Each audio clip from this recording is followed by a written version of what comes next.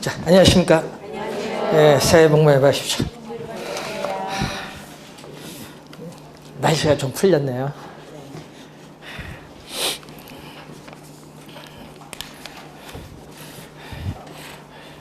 어떻게 했죠? 지방이 더 추운 것 같아요.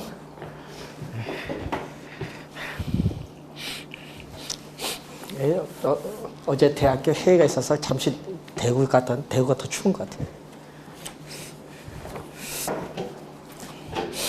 자, 여러분 교재 나왔습니다. 뭐 미리 받으셨는데 620페이지 정도인데 그럼 중간중간 문제 있거든요. 문제 빼면 한 550페이지 정도. 글자 여러분 보기 좋도록 폰트를 좀 키웠어요. 옛날에는 글자가 여기 작으니까 제일 불만이 여기 돋보기를 써서 봐야 된다고 해서 좀 폰트를 좀 키웠습니다.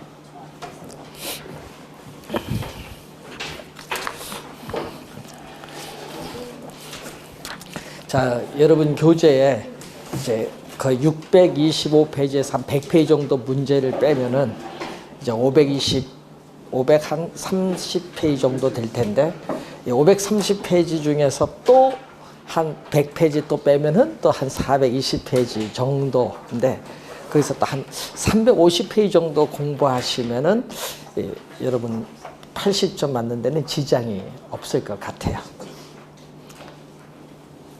자, 여러분 개로는 100점 만점 중에서 만점이 80점입니다. 이런 100점은 40문제잖아요.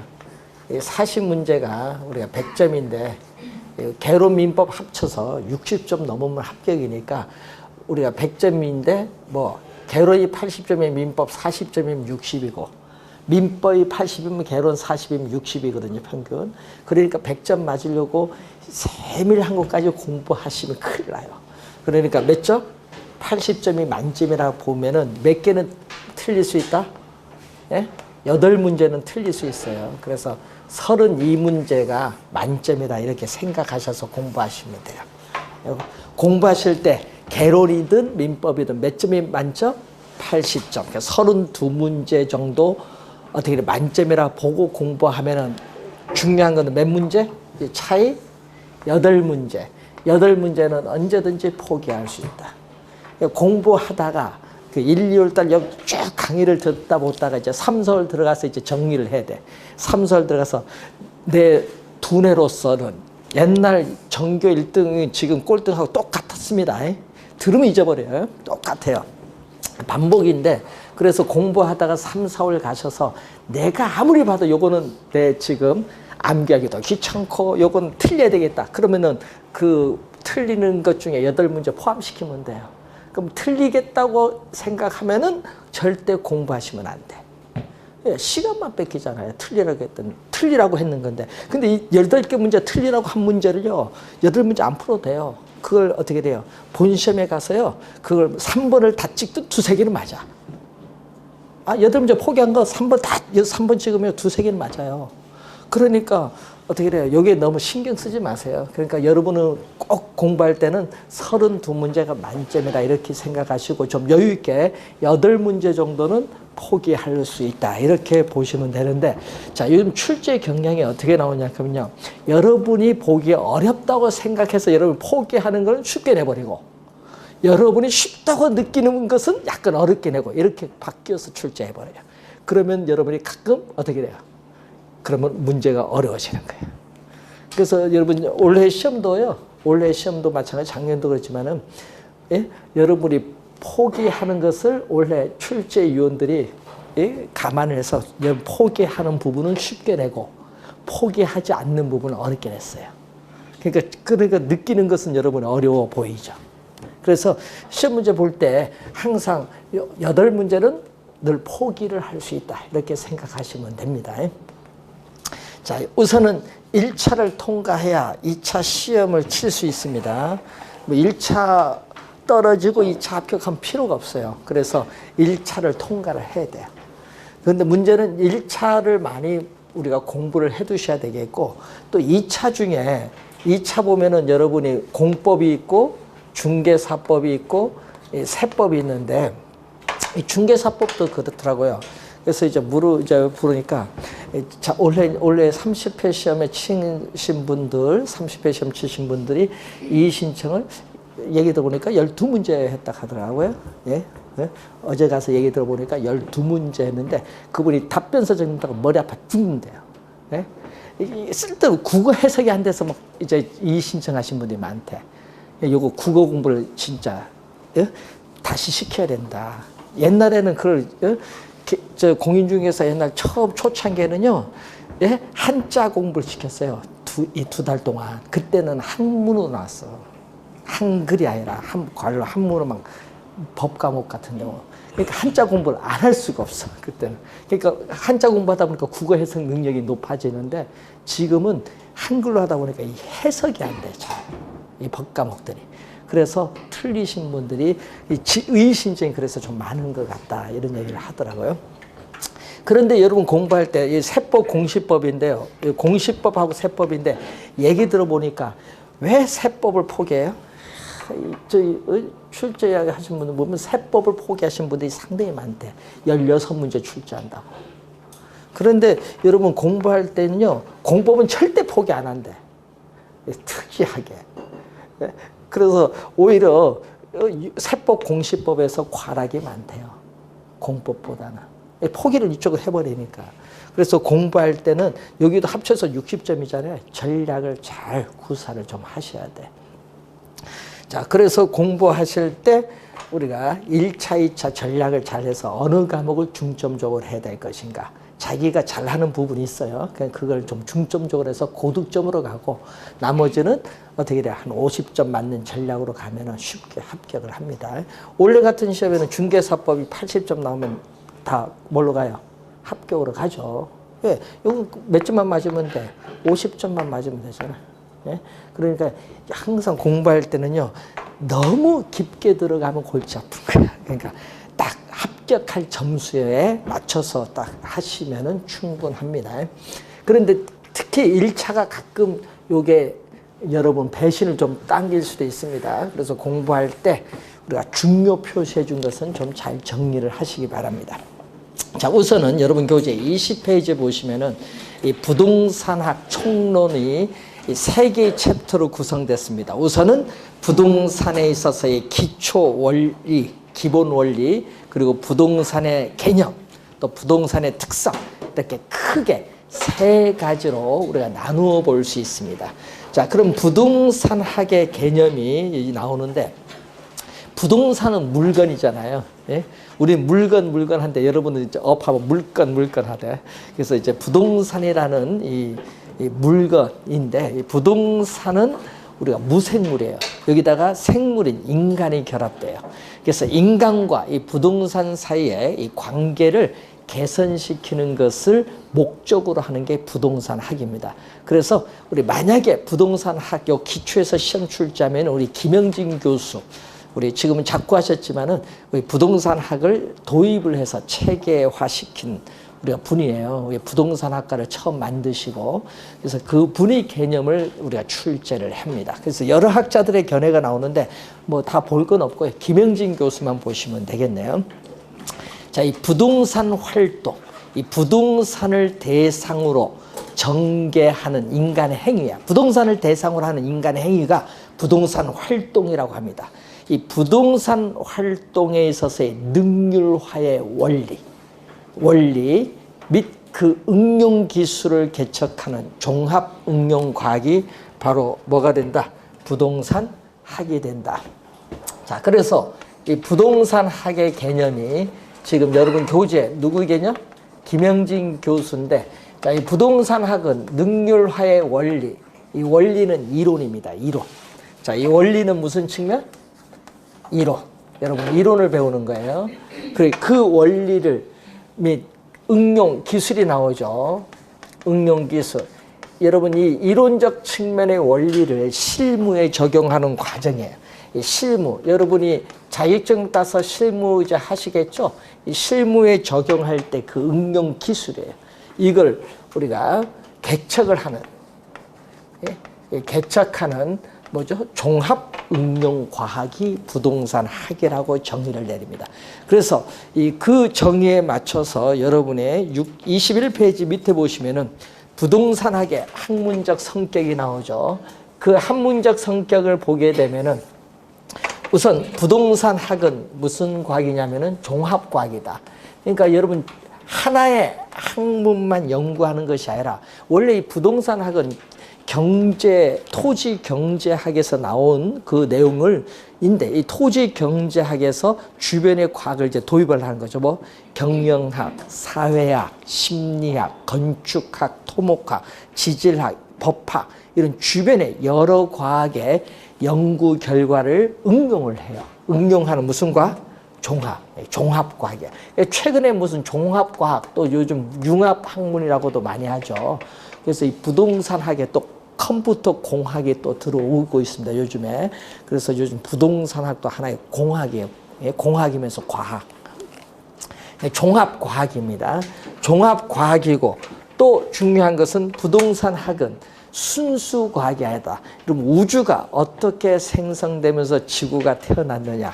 예? 뭐 이런 거 연구하는 순수 과학이 아니라는 것이죠. 그래서 현실의 여러 가지 부동산 문제를 해결을 하기 위한 무슨 과학이냐면은 또 응용과학이라고 해요. 응용과학. 여러분, 응용과학. 예? 그러니까 순수 과학이 아니라 무슨 과학? 응용과학이다. 예? 순수 과학이 아닌 응용과학이라는 것. 자, 요 두 가지 좀 주의해 두시고, 그리고 또 현실의 이 부동산 활동을 대상으로 전개해 나가는 구체적인 경험과학이야. 경험과학입니다. 그래서 여러분이 부동산 실무를 하면서 경험을 좀 쌓고 우리가 오픈을 하죠. 이 경험과학이에요. 그리고 또 어떤 부동산 활동이 바람직스러운가, 또 어떤 활동은 바람직스럽지 못한가, 이걸 판단해 주는 기준을 제공해 주는 또 먼저 규범이라고 하죠. 규범과 우리 규범과학으로서의 또 학문적 성격을 가지고 있다. 자, 그 중에서 요 두 가지가 시험에 나올 때 좀 주의를 좀 해두시면 되겠네요. 그래서 우리 시험에 내면요, 요 지문하면 요 개념, 요 두 가지 이런 것을 뽑아서 출제를 자주 하죠. 자, 그리고 여러분 교재 23페이지 밑에 22페이지 밑에 보시면은 이 부동산학의 연구 대상. 여러분, 부동산학은 어떤 것을 연구하고자 할 것이냐. 크게 두 가지로 본다면요. 이 부동산을 대상으로 하는 인간의 행위를 부동산 활동이라고 해. 이 부동산 활동과 또 이 부동산 활동을 둘러싼 여러 가지 형상이 있습니다. 뭐 투기적 형상, 뭐 우리 도시가 외곽으로 확산되는 형상, 이런 것을 부동산 형상이라고 해. 이 부동산 활동을 둘러싼 여러 가지 부동산 형상, 이 두 가지를 대표적으로 우리 부동산학을 연구하는 대상으로 보죠. 자, 그리고 이 부동산학의 여러분 연구 분야는요, 여러분이 이제 앞으로 우리가 배우는 내용들이고, 이제 여러분이 24페이지 가시면은 이 부동산학을 연구하는 접근 방법이 나와요. 접근 방법을 보면요, 연구 범위 김영진 교수 3가지 나오는데, 이 3가지 다 할 필요 없이 우리는 부동산학을 김영진 교수는 종합 응용 과학이라고 했기 때문에 종합식만 잘 보시면 돼. 그 부동산학을 우리 접근하는 방법, 부동산학을 연구하는 데 있어서 어프로치라고 하죠. 접근하고자 하는 방법에 우리가 김영진 교수는 뭐다? 종합식이라고 해요. 종합. 이 김영진 교수는 이 종합식 접근 방법이다. 자, 이 종합식 접근 방법을 보면은 여러분 교재 이 부동산학을 뭘로 보냐 하면요, 기술적, 여러분 설계, 시공 같은 기술적, 그리고 가격이 얼마냐, 경제적, 규제 보거든요. 법률적 규제. 그래서 법률적, 기술적, 경제적, 법률적 측면의 복합 개념으로 한다. 여러분 기술적, 경제적, 법률이 나오면요, 항상 이 복합 개념 이제 배우실 거거든요. 이 복합 개념으로 이용해요. 예? 부동산을 기술적, 경제적, 법률적 측면에서의 뭘로? 복합 개념으로 이해하고, 주변에 아까 종합과학이니까 주변의 여러 과학의 연구 결과를 연결하는 거, 연결하는 걸 뭐라고 하냐면 시스템, 시스템, 요걸 뭐 체계화, 시스템화를 체계화로 번역을 하는데, 시스템화하여 부동산학 응용에 대비를 하려는 접근 방법을 우리는 종합식 접근 방법이다. 시험에 나올 때는 항상 복합 개념이 키워드다. 그리고 주변의 여러 과학, 종합이 들어갔으니까 주변의 여러 과학의 연구 결과를 응용한다. 그것만 잘 키워드로 보시면 되겠죠. 그리고 또 여러 가지 또 접근 방법이 나오죠. 이 법 제도적 접근 방법이라든지 형상학적 접근 방법, 체계론적 접근 방법이란지 여러 가지가 많은데, 그 중에서 여러분이 최근에 경영학에서 도입된 게 있어요. 뭐가 있냐 하면은 의사결정이 있거든요. 자, 이 사이몬의 이 의사결정 이론에서 도입을 한 의사결정 접근 방법이 있습니다. 자, 의사결정은 인간은 합리성을 가진 존재라고 봐요. 근데 제한된 합리성이겠죠. 그래서 이 자기 자신의 이윤 또는 이익의 극대화를 추구하는 합리성을 가진 존재라고 보고, 의사결정, 그 합리성을 가진 존재가 뭐에 초점을 둔다? 여러분, 부동산 평가나 부동산 투자, 금융 개발 등 여러 가지 측면에서 이 의사결정에 뭐를 둔다? 초점을 두고 연구를 하는 방법을 우리는 의사결정 접근 방법이라고 한다. 의사결정 접근 방법. 자, 여러분이 가끔 이런 게 있죠. 여러분도 의사결정 많이 하는데, 부동산 같은 경우, 주택 같은 경우도 그렇죠. 여러분, 주택을 나는 매입을 하는 것이 좋을 건가? 아니면 매입을 하지 않고 임대주택에서 국가가 공급하는 임대주택에서 10년 동안 임대로 살 것인가? 뭐 나름대로의 장단점이 있는데, 그래서 여러분들이 10년 전에, 지금으로부터 10년 전, 지금은 10년 전, 15년 전 그 사이에 임대주택이 상당히 쌌거든요. 임대료도 쌌고 임대주택 분양 가격도 쌌는데, 그때 분양 받을 거냐 아니면은 10년 임대 후 분양 받을 거냐 뭐 이런 조건이 있었는데, 그때 어떻게 돼요? 분양을 안 받고 임대 받은 사람들은 지금 다 쫓겨나고 있죠. 왜? 10년 임대 후 분양을 하게 되면은 주변 아파트 가격의 몇 프로?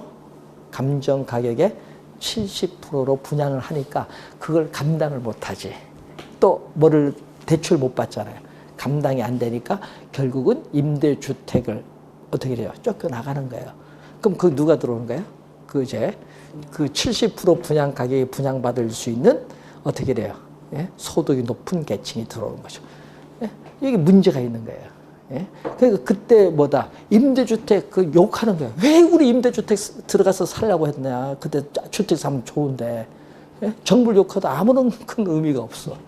예? 법에 딱 정해져 있는 바로 이제 가는 거니까. 그래서 의사결정이라는 게 여러분 잘 판단해야 돼. 매입을 할 거냐, 임대 살 거냐. 또 융자를 받을 때 어느 정도 받아서 사는 게 좋은가. 이런 것을 판단 잘못하면 골치 아픈 거야. 부동산은 뭐기 때문에 가격이 비싸기 때문에, 특히 일반 상품과는 달라요. 자, 그리고 여기 보시면은 이제 부동산학의 이 두 가지 접근 방법 좀 염두에 두시고, 자, 26페이지 보시면은 이 부동산에 있어서의 복합 개념이 나오는데, 자, 이 복합 개념을 보면은 이 부동산 자체를 뭘로 보죠? 이 부동산 자체를 크게 형태가 있는 것을 뭐라고 하면 유형, 있을 유자, 형태가 있고, 형태가 없는 거 뭐죠? 무형이죠. 그래서 형태가 있는 이 유형적 측면에서 보는 개념이 있고, 형태가 없는 이 무형적 측면에서 보는 개념이 있어요. 자, 이 유형적 측면에서 눈에 보이는 거죠. 여기 밖에 나가서 토지 보면 여러분 뭐 있어요? 경사도 있는 임야도 있을 거고, 토지에 있어서 토양이라든지 지세라든지 집안의 상태, 견고한 집안이냐 연약한 집안이냐, 이거 상당히 우리 공사할 때 중요하죠. 설계, 시공 이런 것은 다 눈에 보이는 무슨 측면? 이 기술적 측면이라고 해요. 이 기술적 측면에서 바라보는 부동산의 개념, 기술적 측면에서 바라보는 부동산 개념이에요. 그리고 무형적 측면에서는 뭐죠? 여러분 시장에서 부동산을 사고자 하는 수요와 팔고자 하는 공급이 만나서 뭐가 결정될까요? 가격이 결정되죠. 이 가격 결정 관계를 다죠. 심리에도 영향을 많이 줄 것이고 또 사회적 형성도 영향을 많이 줄 텐데 그러한 가격 관계를 다루는 것은 무슨 측면에서 바라보는 개념? 경제적 측면에서 바라보는 개념. 그리고 여러분 부동산을 살 때 여러분은 뭐죠? 서류를 떼서 확인하죠. 뭐죠? 대표적으로 등기 관계라든지 또 규제를 봐야죠. 토지 이용 규제의 대표적 수단 지역지구제잖아요. 그래서 토지 이용 계획 확인원을 한번 떼본다든지 이런 거죠. 그래서 여러분 공법적 측면에서의 토지 이용 규제의 대표적 수단인 지역지구제, 용도지역, 용도지구, 용도구역 확인. 그리고 또 뭐를 확인해야 돼? 우리는 또 등기관계. 이런 것은 무슨 측면? 법률적 측면. 공법적 측면과 사법적 측면에서 바라보는 이 법률적 측면에서 바라보는 개념이에요. 그래서 부동산 하나만 보는 게 아니라 이렇게 여러 가지 측면에서 보거든요. 그래서 부동산을 기술적, 경제적, 법률적 측면으로 나타내서 우리가 표현한 개념을 우리 전문 용어로 거기에 뭐라고 표현하죠? 이것을 복합 개념이라고 해요. 복합 개념. 복합 개념. 그래서 복합 개념의 부동산은 뭐죠? 부동산을 뭘로 본다? 기술적, 경제적, 법률적 측면으로 나타내어 표현한 개념을 복합 개념의 부동산. 앞으로 이제 교재 읽다 보면요. 복합 개념 많이 나옵니다. 뒤에 가면은. 그럼 기술적, 경제적, 법률적 측면이 나오시면 됩니다. 자, 그리고 여러분 교재에 28페이지 보시면은 부동산 활동의 밑에 정의, 개념이 나오죠. 인간이 부동산을 대상으로 전개하는 여러 가지 관리적 측면의 행위지. 즉 쉽게 얘기하면 부동산을 대상으로 하는 인간의 행위예요. 부동산 활동. 그럼 부동산 활동의 주체를 29페이지 중간에 보시면요. 요거는 우리 뒤에 가서 개발도 마찬가지인데 주체하면요. 공적 주체하면 누가 있어요? 국가, 지방자치단체, 또 공사부문, 한국토지주택공사라든지 뭐 서울도시개발공사라든지 경기도시공사 뭐 이런 거죠. 공사 부문은 공적 주체입니다. 사적 주체는 바로 여러분이에요. 토지 소유자 여러분 개인이나 요즘 뭐죠? 조합 또는 주택건설 사업자 기업이겠죠. 이런 건 사적 주체입니다. 자, 그리고 공적 주체는 인허가를 담당하고 사적 주체는 민간 자금을 조달해서 민관 공동으로 우리 하는 주체가 있어요. 이걸 제3섹터라는 말을 써요. 제3섹터. 일본에서 처음 도입된 개념인데 제3섹터라는 용어를 또 사용합니다.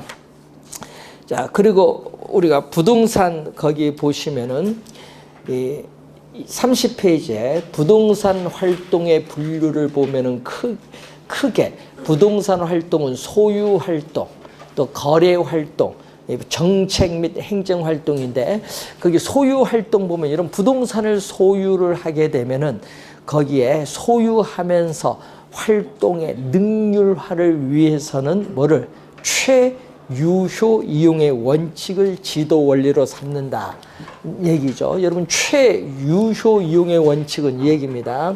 부동산을 항상 무슨 상태로? 최선의 상태로 이용한다. 최선은 베스트, 더 베스트. 최선의 상태로 먼저 이용하고 나서 그 최선의 이용하에서 무슨 상태? 최고, 최고. 최고는 더 하이스트, 하이스트. 그래서 최선의 상태에서 최고의 가치를 창출하는 이용. 이 최선의 이용하에서 최고의 가치를 창출하는 이용. 이 벤 다이어그램에서 요 공통되는 부분이 있죠. 이 공통되는 부분을 우리 전문 용어로 뭐라고 하냐면은 최유효 이용 또는 최고 최선의 이용이라고 해요. 최유효 이용 또는 이것을 최고 최선의 이용. 자, 알프레드 마샬이라는 학자는 우리가 최고 최선의 이용이라고 했는데 이것을 일본에서 도입을 하면서 일본에서는 이걸 말을 좀 바꾼 거죠. 일본에서는 유효이용이고, 또 우리나라 부동산학은 또 일본의 용어를 많이 이용하다 보니까 교재 보면 거의 대부분 뭘로 나오고 있다? 최유효이용이다. 그러니까 최선의 이용하에서 최고의 가치를 창출하는 이용을 말한다.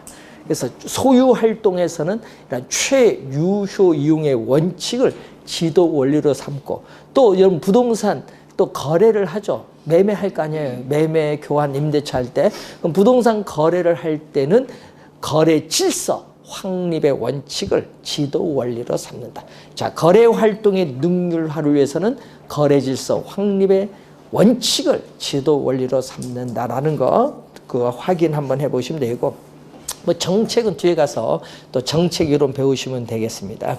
자, 그리고 31페이지 보시면은 활동 주체에 따르는 부동산 활동에 정부 부문의 활동이 있죠. 여러분 정부 부문이 어떤 활동을 할까요? 여러분 간단히 생각해 보세요. 정부 부문 하는 거. 뭐 규제 하잖아요. 우리 요즘 규제 많이 하잖아요. 또 세금 부과하죠. 과세를 하는, 세금 부과하는 기능도 있고, 또 뭘 해야 돼? 부동산을 또 어떻게 돼요? 공공주택 공급한다, 뭐 이런 거 촉진시키기도 하고, 또는 임대료 뭐 보조도 해주기도 하고, 이런 건 다 정부 활동 주체의 기능이에요. 그런 부분은 상식적으로 생각하시고 암기하지 마시고.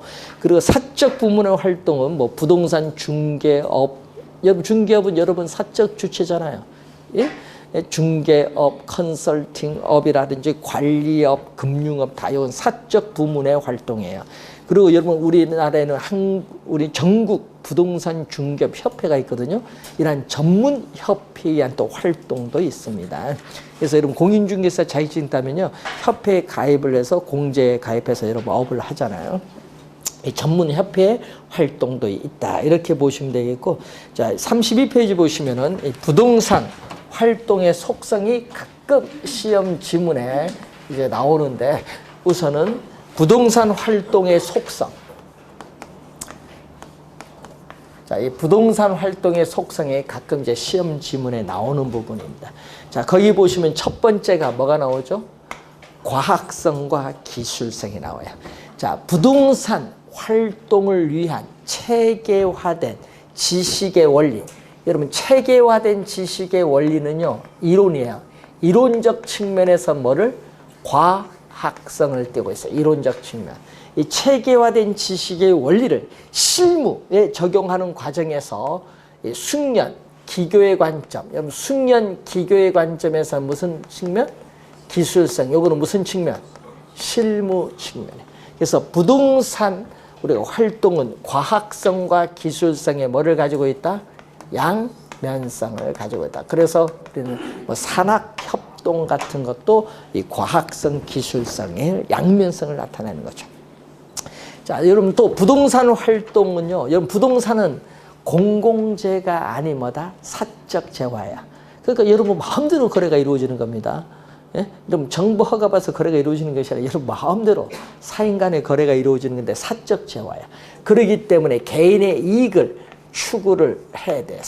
개인의 이익을 추구를 해야 되는데, 문제는 부동산은 일반 상품과는 달리 유한한 상품이야. 유한하다. 그렇기 때문에 누구를 위해서? 대다수의 사람들에 있어서 이익을 위해서 어느 정도 사익을 제한할 수밖에 없어요. 대다수의 사람의 이익을 우리는 전문용어로 뭐라고 하냐면, 거기 보면은 사회성, 공공성인데, 이 사회성, 공공성을 다른 말로 뭐라고 하냐면은 공익이라고 해요. 공익. 대다수 사람에 있어서의 이익. 그러면은 여러분 공익을 무시하고 사익을 최대한 추구한다. 이것도 문제 있고, 사익을 경시해서 공익을 최대한 추구한다. 이것도 문제가 있어. 그래서 사적 재화이지만 토지는 한정되어 있기 때문에 공익을 해치지 않는 범위, 공익을 해치지 않는 범위 내에서 사익은 최대한 추구를 해야 된다. 이걸 우리는 그래서 이것은 뭐다? 서로 조화를 이루는 개념이다. 조화. 조화를 이루는 개념이다. 이렇게 보시면 되겠죠. 자, 세 번째는 전문성이죠. 부동산 활동을 할 때는 이 전문적인 지식, 이론적 측면에서의 전문적 지식, 또 실무적 측면에서의 여러분 경험이 필요로 해요. 경험이 필요한 거예요. 이것을 우리는 전문성을 가지고 있죠. 여러분 전문성인데 거기 보면은 전문성 수준에 따르는 부동산 활동은 크게 세 가지로 나와 있어요. 교재 보면은 자, 이런 부동산 비전문가가 행하는 활동이 1차야. 1차. 부동산 비전문가가 행한다. 그럼 여러분 부동산의 전문가가 아닌 비전문가, 이 소유자가 부동산을 팔고자 얼마의 매물이 나왔어요. 자, 우리 모 교수님이요. 우리 모 교수님이 이제 어머님이 사고를 치신 거야. 그 교수님 어머님이 사고 쳐서요. 부동산을 오를 것이라 생각해서 주변 여기 얘기를 듣고 2채를 분양받았어요. 2채를. 어린이냐 하면 안성입니다. 2채를 분양을 받으셨는데 문제는 요게 어떻게 돼요? 입주할 때 딱 지났는데도 가격이 오를 생각을 안 하고 마이너스 P야. 그러니까 이 교수님이 눈물을 머금고 어머님 대신에 그것을 마이너스 5천원 내놨어요. P 마이너스 5천원. 그러니까 마이너스 2채니까 1억이잖아요. 손해보고도 정리하는 게 낫다. 이거 마음 아프니까 빨리 정리하자 했는데 중개업소에서 어떻게 돼? 여기는 전문가 자기 판단한 거죠. 그래서 어머니 모르니까 뭐 해서 했는데 내놨어요. 근데 공인중개사 분들은 어떻게 돼요? 그걸 그 가격에 팔면은 자기들이 업을 못 한다. 그래서 왜냐? 그 주변 아파트 단지에서 물건을 안 준다 이거지. 그러니까 그것보다 약간 더 높게 매물을 내놓는 거야. 웃겨요. 여기 담합이거든, 어떻게 보면은. 아파트 단지. 이번에 공인중개사 법 통과됐거든요. 1월 20일부터인가 시행이 됐는데 그런 담합행위 이제 걸리면 이제 가는 거야. 이제 법 통과됐어요. 네? 공인중개사법이. 그러니까 여러분이 이제 옛날하고 이제 다른 거죠. 옛날엔 그걸 하도 많이 하니까 이제 법으로 이제 명시해서 이제 뭐를 하겠다. 규제를 하겠다. 이 얘기죠. 이제. 담합, 공정거래위원회 담합행위 걸려요. 그게. 그래서 요즘에 그런 게 많거든요. 예? 근데 문제는 이 공인중개사가 적정하게 이제 중개 대상 물건을 이제 중개를 하는 건, 요건 이제 그래도 전문가잖아요. 공인중개사 중개하는 건 전문성이 가장 높잖아요. 요건 3차 수준이야. 그런데 금융기관 있죠? 금융기관 직원이 부동산 가치가 얼마인가? 요걸 평가해서 담보대출 해주겠다. 요것은 뭐다? 2차야. 전문가 아니잖아. 평가의 전문가는 아니잖아요. 그럴 때는 2차. 그러니까 부동산을 실무적으로 담당하고 있는 사람이 행하는 뭐 평가 활동 이런 것은 2차야. 평가의 전문가가 아닙니다. 그러니까 평가의 전문가인 감정평가사가 평가한다. 아니면 매매 전문가인 공인중개사가 매매한다. 이런 건 전문성이 높은 몇 차? 3차 수준의 활동입니다. 그럼 여러분의 자격증을 따셔서 공인중개업소에서 중개를 한다. 그럼 여러분 몇 차야? 3차. 3차. 자, 그리고 또 부동산 활동은 또 뭐가 있다? 고도의 또 윤리를 필요로 합니다. 고도의 또 윤리를 필요로 합니다. 자, 거기 보면은 부동산 윤리의 유형이 4가지가 나옵니다. 이 4가지를 보면요. 고용윤리라고 나와요. 여러분이 우리 종업원 사이에 있어서 조직 내에서 우리 종업원들이 지켜야 할 도리가 있어요. 이게 바로 무슨 윤리? 고용윤리야. 고용윤리. 예? 그리고 그럼 여러분 교재 거기 오른쪽에 그 OX 보시면요. 33페이지 보시면은 기업 내부 조직에서 조직원 간에 지켜야 할 도리. 이것은 아까 무슨 윤리? 고용윤리야. 조직윤리가 아닌 무슨 윤리? 고용윤리에 대한 내용입니다.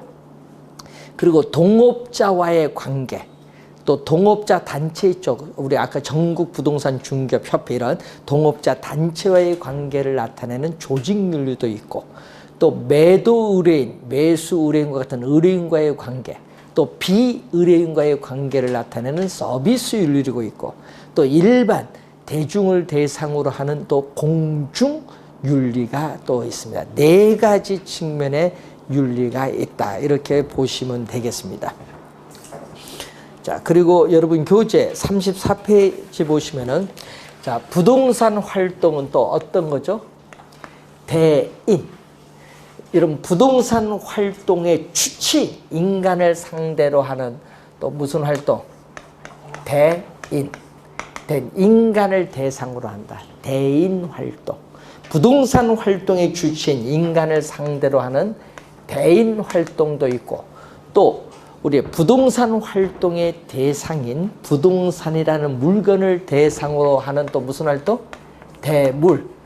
이런 물건을 대상으로 하는 또 대물 활동의 속성이 있어요. 자, 부동산 활동의 주체, 인간을 상대로 하는 건 대인 활동. 또 부동산이라는 물건을 대상으로 하는 건 뭐죠? 대물 활동. 대물 활동이 있고, 또 토지는 위치가 고정되어 이동할 수 없어요. 그걸 우리는 움직이지 않는다. 부동성인데, 자, 움직이지 않는다. 토지는 위치가 고정되어 움직이지 않기 때문에 이 부동산을 둘러싼 주변 환경에는 통제 불가능한 요인들이 많기 때문에 각종 데이터, 자료를 수집을 해서 분석해서 우리는 판단을 해야 돼요. 이것을 뭐죠? 자료를 수집해서 분석, 판단하는 것을 우리는 정보죠. 데이터를 가공하는 것은 인포메이션, 정보예요. 그래서 정보 활동이 또 중요해요. 자, 정보 활동도 중요하지만 또 위치가 고정됐기 때문에 부동산이 위치해 있는 현장에 가서 반드시 확인을 해야 돼. 확인을 못하면은 거래 시에 사고가 발생할 가능성이 많고 책임 문제가 야기돼. 무슨 활동? 임장이라고 해요. 임장. 부동산이 위치하는 현장에 임하라. 임장 활동이 상당히 중요하죠. 부동성의 특성과 대물 활동, 물건인 부동산이라는 물건을 대상으로 하기 때문에 부동산이 위치하는 현장에 가서 반드시 확인을 해야 된다. 요거 못하면 사고가 거의 많이 발생합니다. 대물 우리가 활동으로 인해서 또 임장 활동이 강조가 돼요. 자, 그리고 토지는 사용해도 소모되지 않고, 또 토지는 시간이 경과하더라도 소모되지 않고 마멸되지 않는 영속성이라는 특성이 있어요. 자, 또 이 영속성이라는 특성으로 인해서 토지로부터 얻는 수익은 어떻게 돼요? 마멸되지 않으니까 영속적으로 발생하기 때문에 부동산 활동 시에는 또 장기적인 배려가 필요해요. 자, 여러분 또 영속성 장기적 배려가 필요하다. 작년에 또 출제했었죠. 그래서 배려에 뭐가 나온다? 장기성이 나온다. 장기성. 자, 또 이 영속성으로 인해서 부동산 활동 지표, 땅이죠. 지표면의 땅, 또 지하, 또 공중을 다 포함해. 지표, 지하, 공중을 다 포함하는 요걸 뭐라고 하죠? 지표, 지하, 공중 우리 뭐라고 하냐면은 3차원이야. 3차원의 무슨 활동? 공간 또 활동을 가지고 있다. 그래서 부동산 활동은 지표, 지하, 공중을 다 포함하는 3차원의 공간 활동을 가지고 있다. 자, 그리고 또 부동산 활동은 또 어떤 활동? 기술적 측면, 경제적 측면, 법률적 측면을 다 포함하는 또 무슨 활동? 복합 개념적인 활동. 자, 여러분 토지를 매입을 했을 때 건축이 가능한가? 집안의 상태 보는 건 기술적 측면. 규제를 보는 건 뭐다? 인허가 규제를 보는 건 뭐야? 법률적 측면. 완공하고 나서 가격이 어느 정도 되느냐? 경제적 측면. 기술적, 경제적, 법률적 측면 모두 나타내는 무슨 활동? 복합 개념적인 활동이 있다. 자, 그리고 부동산학의 일반 원칙을 보면은 능률성의 원칙이 있어요. 자, 이 부동산학의 우리가 일반 원칙을 보면은 우선 능률성의 원칙. 자, 능률성의 원칙은 부동산 활동에 있어서 능률, 인간이 부동산을 대상으로 전개 나간 인간의 행위인 부동산 활동을 할 때는 능률화를 추구해야 된다. 그래서 아까 앞 시간에 부동산 소유 활동의 능률화를 위해서는 최유효이용의 원칙, 그리고 부동산 거래 활동의 능률화를 위해서는 거래 질서 확립의 원칙을 지도 원리로 삼고 있다는 그런 내용이죠. 자, 능률성의 원칙도 있지만 여러분 부동산 또 거래 시에는 또 안전을 고려해야 돼. 자, 자, 여러분 능률을 강조하면요 안전이 경시되고요. 또 안전을 강조하면 능률이 떨어져요. 이런 관계 서로 어떤 관계? 예? 상충되는 관계에 있어요. 상충, 트레이드 오프, 상충 관계에 있는데 문제는 안전성 있죠. 기술적 측면의 안전성. 여러분 우리 뭐 있죠. 건물이 지은 지 5년도 안 됐는데 건물에 금이 가고 붕괴 우려가 있다. 이거 기술적 안전성이죠. 기술적 측면의 안전성. 여러분 우리 저 강남 한번 가보신 적 있었죠? 성능역 가보신 적 있어요? 성능역? 거기 성능역 가면 포스코 사거리 있어요. 그래서 약간 한 100m 내려오면요 왼쪽에 그 저축은행 있던 건물이 하나 있는데 그 건물요 어떻게 돼요? 예? 지금은 회사가 없어졌나? 예? 그 모 건설회사에서 지었는데 예? 주변에 다른 건물은 괜찮은데 그 건물이 금 가고요 붕괴 우려가 있어서 다 어떻게 돼요? 거기 입주해주던 예? 회사를 다 철수했어요. 그럼 뭐 해야 돼? 붕괴 우려가 있으니까 철거해야죠. 근데 그 돈이 막대한 돈인데 회사는 없으니까 누구한테 보상받을 거예요? 예? 회사는 부도났으니까. 예? 이제 옛날에 예? 저 남씨 가든 무슨 토건이 있어. 거기서 지은 건데 부도났어. 예? 그런 게 이제 문제가 있는 거지. 예? 그런 기술적 안전성이야. 예? 경제적 안정성 있죠. 가격을 비싸게 사든지 싸게 매각하든지 이런 경제적 안정성. 또 법률적 안정성 또 이런 게 있죠. 규제 같은 거. 예? 여러분 개발이 될 줄 알고 매입을 하는데 개발을 못한다. 문제 있지.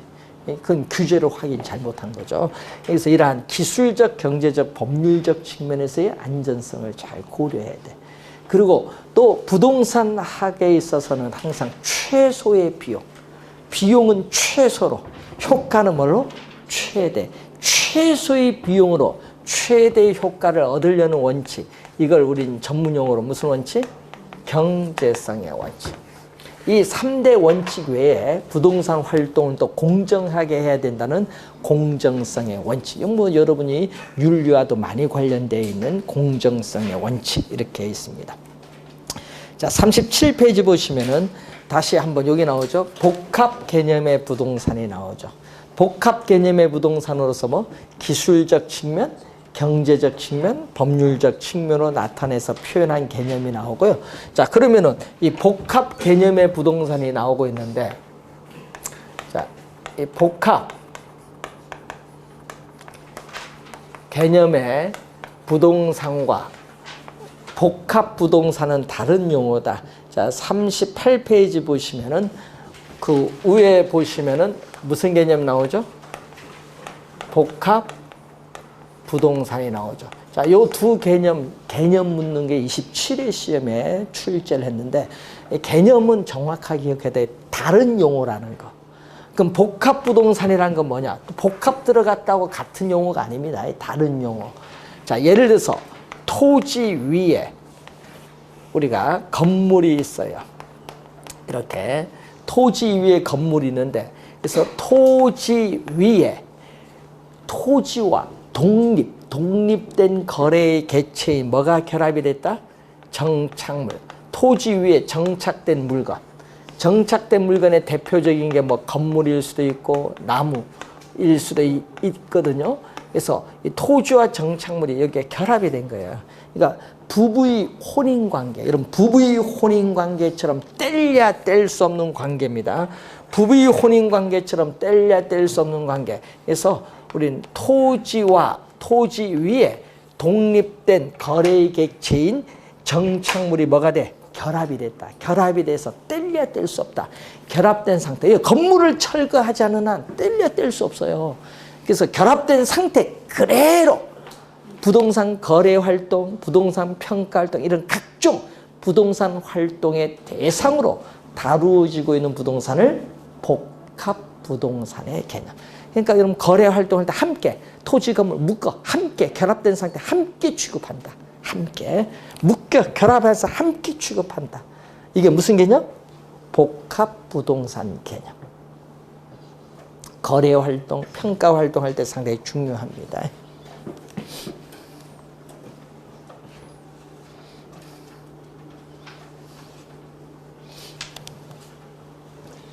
자, 그 관련돼서 우선은 중간에 거기 38페이지 중간까지 설명했고요.